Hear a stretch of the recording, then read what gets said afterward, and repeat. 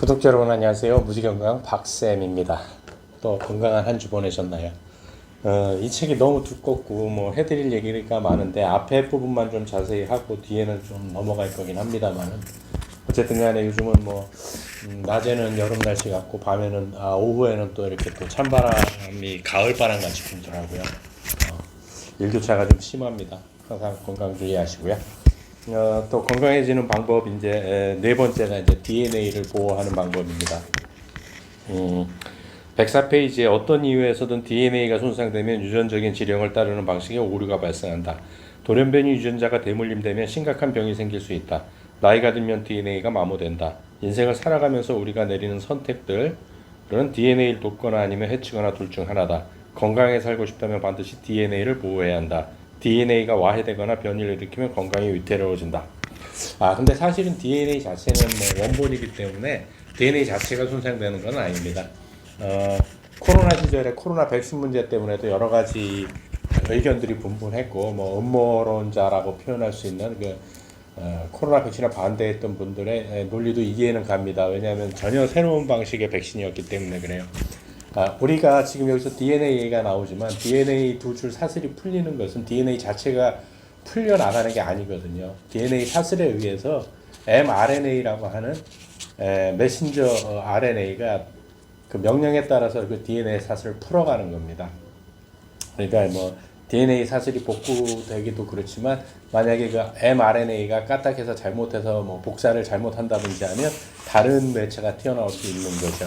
그래서 사실 코로나 백신이 위험하다는 얘기가 있었는데 어쨌든 간에 DNA가 중요한 것은 사실입니다. 그렇지만 많은 의사 선생님들도 인정하는 부분이 있습니다. 어떤 부분이냐면 결국 DNA, 그러니까 유전적인 질병은 그것이 결국 나한테도 발병하는 건 5% 이하라고 그건 모든 과학자들이 인정하는 부분입니다. 그래서 이제 요즘 같은 거 후성 유전학 또는 후생 유전학이라고 하는 생물학 쪽에서나 과학계 쪽에서 많이 받아들이고 있는 거죠. 그것은 내가 DNA는 타고났지만 어떤 생활 습관과 식습관을 가지냐에 따라서 그 병이 발현할 수도 있고 안 할 수도 있다라는 게 후성 유전학입니다.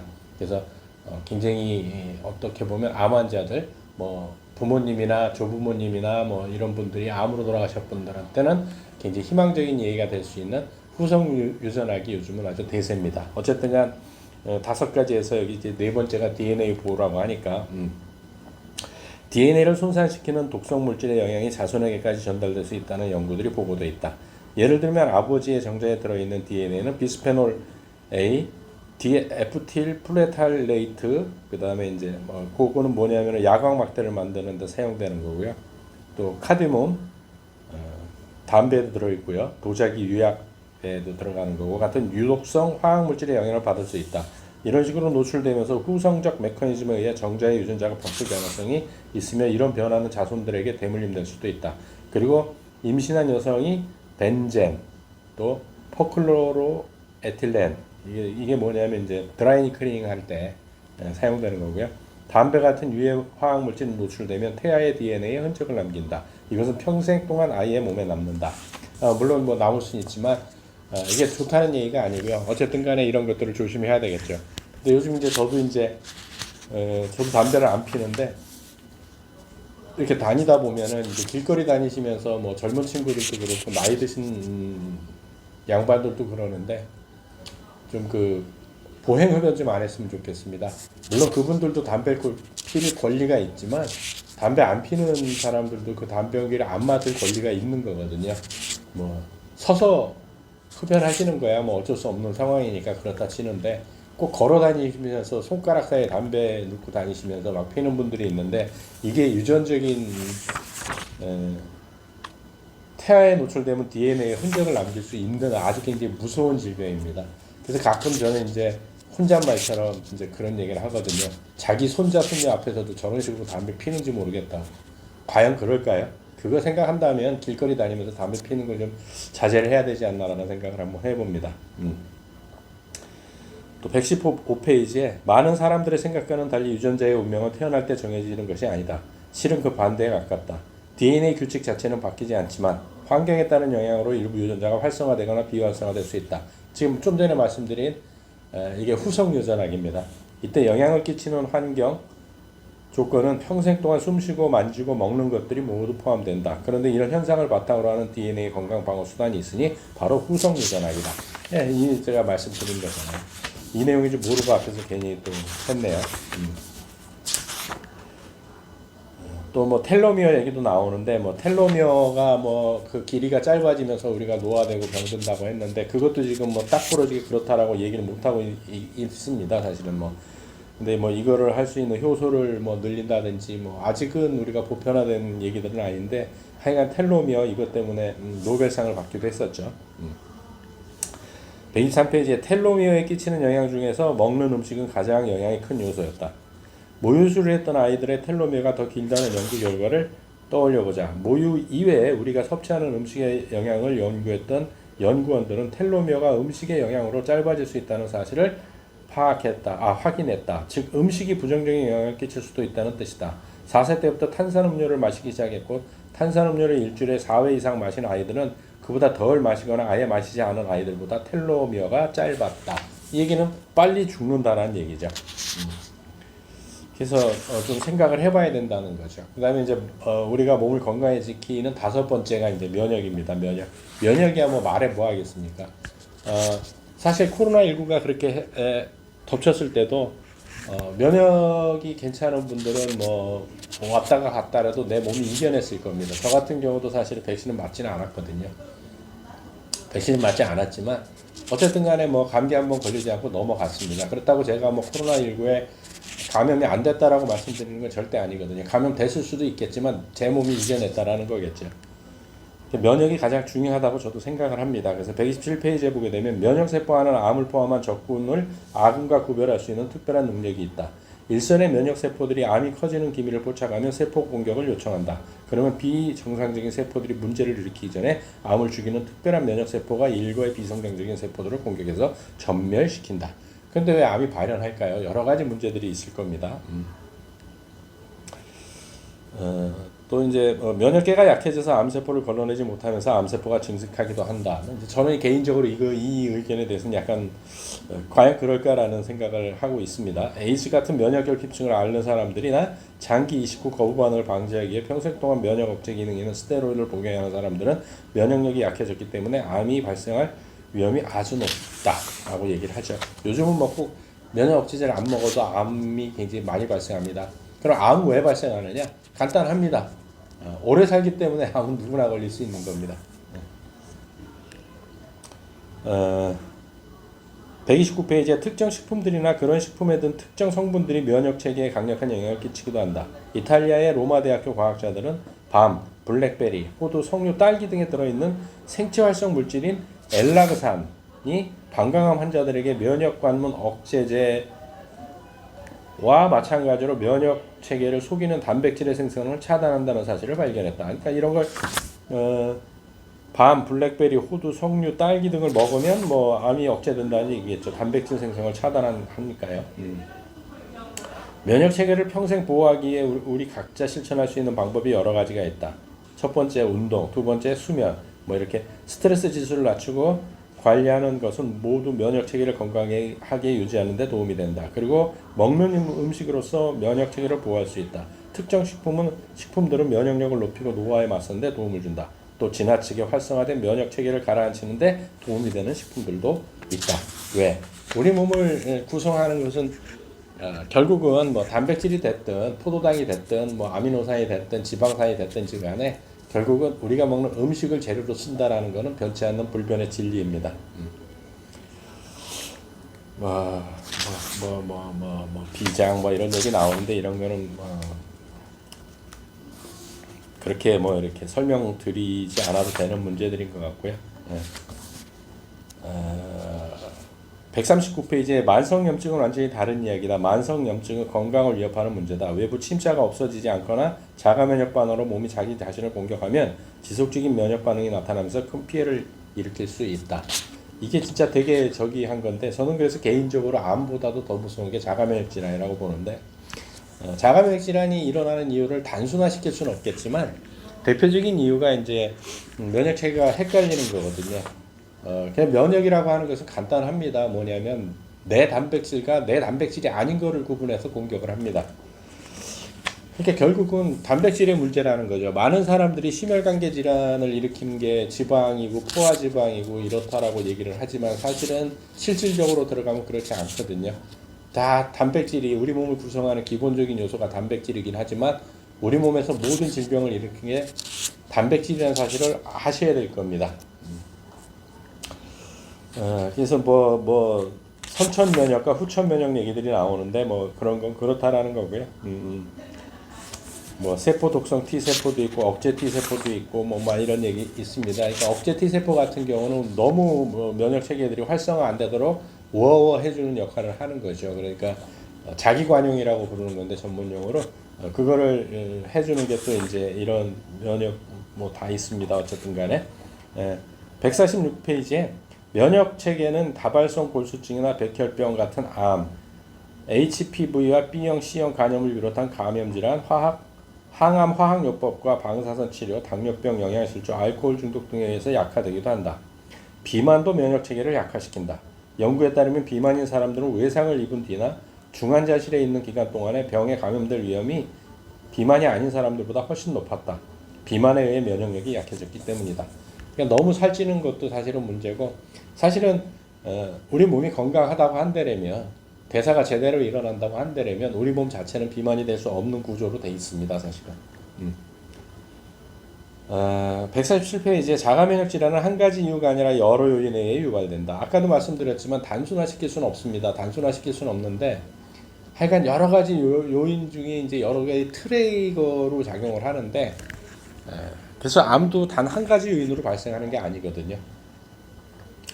유전, 환경, 감염, 약물 반응, 마이크로바이옴의 변화 등이 자가 면역증과 관련이 있다고 알려져 있다. 이렇게 많은 거죠. 유전도 있고 환경도 있고 뭐에 감염되는 것들도 있고 또 약을 먹은 부작용으로도 일어날 수도 있고 또 내 몸 안에 있는 마이크로바이옴, 균총이 변화돼서 생길 수도 있고 이렇다라는 얘기들이에요.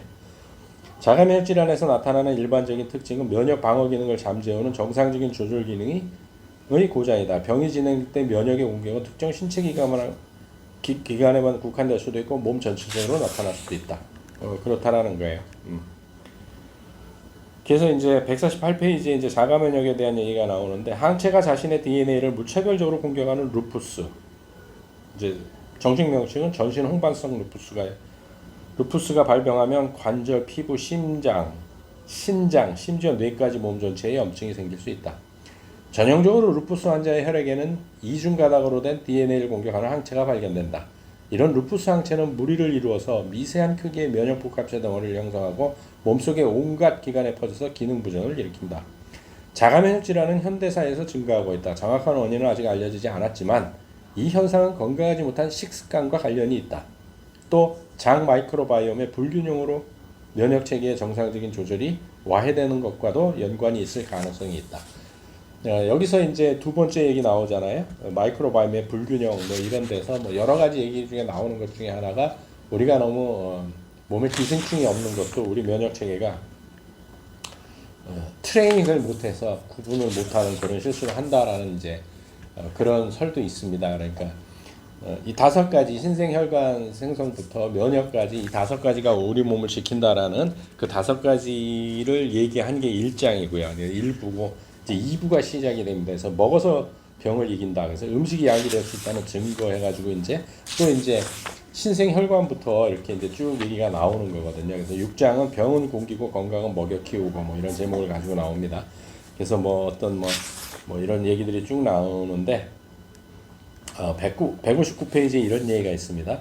혈관 신생 예방 식단은 몸의 혈관 신생 방어 체계가 균형 있는 건강한 상태로 유지되는 것을 목표로 한다. 서구에서 훈련받은 의사들로서는 이런 접근 방식이 혼란스럽게 느껴질 수 있다. 병의 치료에서 균형은 의사들이 보통 잘 다루지 않는 개념이기 때문이다. 균형은 동의학이죠. 동양의학이죠, 사실은. 균형은 예방적인 측면에서 몸의 균형에 초점을 맞추는 힌두의 아유르베다나 중국 정통 의술과 더 잘 어울리는 주제다. 그런 의학적 접근법에서는 건강을 몸과 마음이 균형 잡힌 상태로 본다. 따라서 건강하려면 늘 균형 잡힌 상태를 유지해야 된다.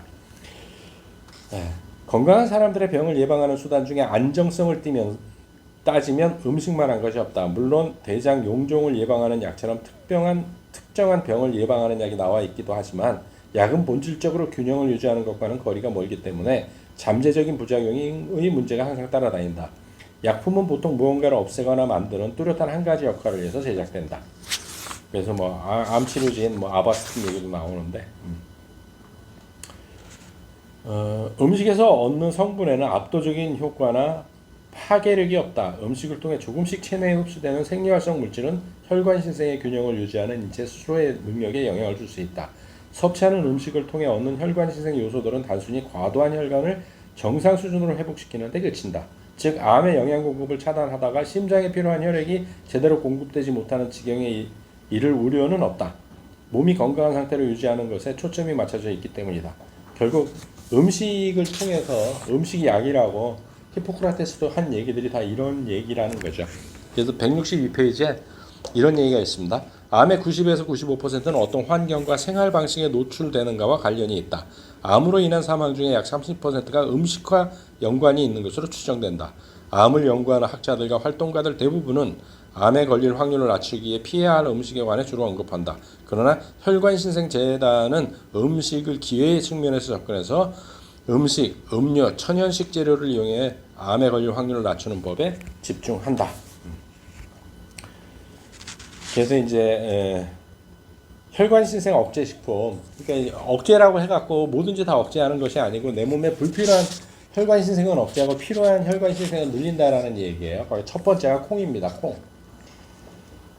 그런데 이제 이런 말씀을 드리면 여러 가지 또 이제 오해하시는 분들이 계세요. 뭐 또 콩 이제 대두 뭐 이러면 뭐 이제 뭐 에스트로겐 성분 뭐 그것 때문에 성도 숙증이 오지 않느냐. 절대 천연에서 나는 호르몬들은 그렇지 않습니다. 절대적으로 내 몸에 필요하면 전화해서 쓰지만 내 몸에 많이 있으면 절대 전환시켜서 그 호르몬으로 변화시키지 않으니까 안심하고 드셔도 됩니다. 혈관 신생 억제식품 첫 번째 콩입니다. 콩.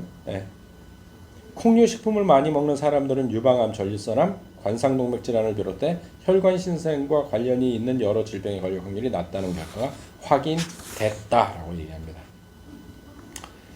그 이제 뭐 콩 그러면 이소플라본 뭐 해서 뭐 여러 가지 문제들이 있는데 콩에는 이소플라본만 있는 게 아니거든요, 절대로. 이제 뭐 제니스타인이나 다이제인 또 에쿠올이라고 하는 이런 활성 물질들이 다 들어있기 때문에 이것이 다 버무려져야 되는 겁니다. 그래서 에스트로겐, 이소플라본만 뽑아 먹는 게 아니거든요. 콩 자체를 먹어야 되는 거죠, 사실은. 그 두 번째는 이제 토마토입니다. 토마토도 이게 굉장히 좋다고 합니다.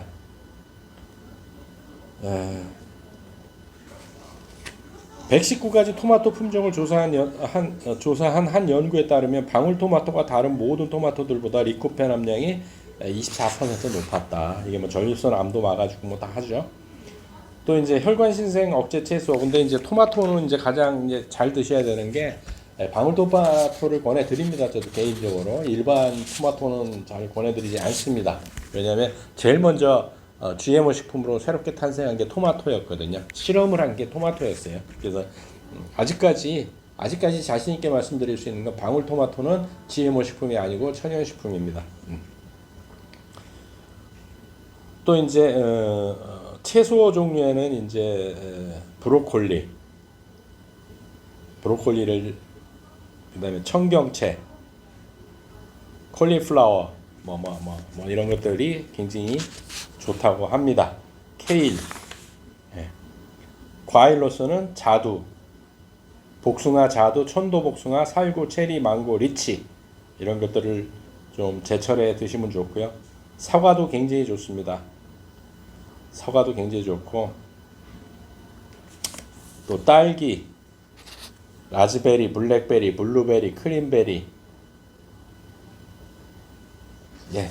베리 종류는 정말 좋습니다. 또 해산물에는 오메가3 지방산을 많이 섭취하시면 신생혈관 문제에 어느 정도 피할 수 있답니다. 오메가3 많은 건 등푸른 생선들이죠. 그래서 고등어, 연어, 정어리, 블루피쉬, 황새치 뭐 이런 것들, 참치 또 되게 좋다고 하고요. 또 이제 뭐 조류 중에서는